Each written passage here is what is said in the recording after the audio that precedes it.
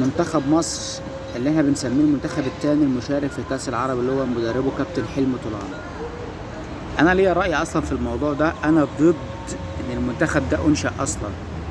انا كان لازم وضروري ان المنتخب الاول اللي هو بقيادة كابتن حسام حسن يلعب بطولة كأس العرب.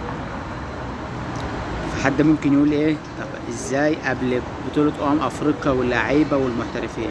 يا جماعة انتوا ناسيين البطولة اللي فاتت اللي كان كيروش لما لعب كأس العرب وخد لعيبة من الدوري الزيادة، اكتشف محمد عبد المنعم وخد معاه أحمد رفعت وعمر كمال عبد الواحد تونسيين.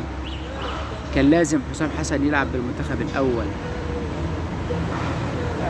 إمام عاشور مين هيجهزه أفريقيا؟ يعني واخد إمام عاشور ملعبش كورة بقاله 6 شهور، واحنا شفناه مع النادي الأهلي لعب آخر 10 دقايق وربع ساعة ومهوش جاهز بدني. ازاي لعيب زي احمد عاطف قطة احسن لعيب في بيراميدز الموسم الماضي والموسم الحالي ما يتاخدش في المنتخبين يا جماعة؟ ازاي ده لعيب ما يلعبش في افريقيا؟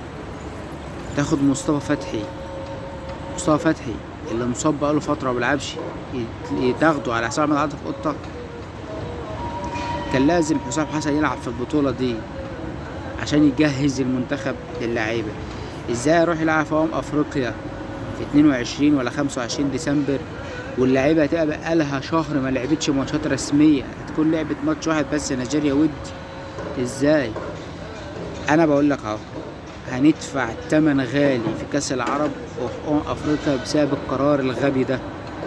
2 مدربين مخاصمين بعض.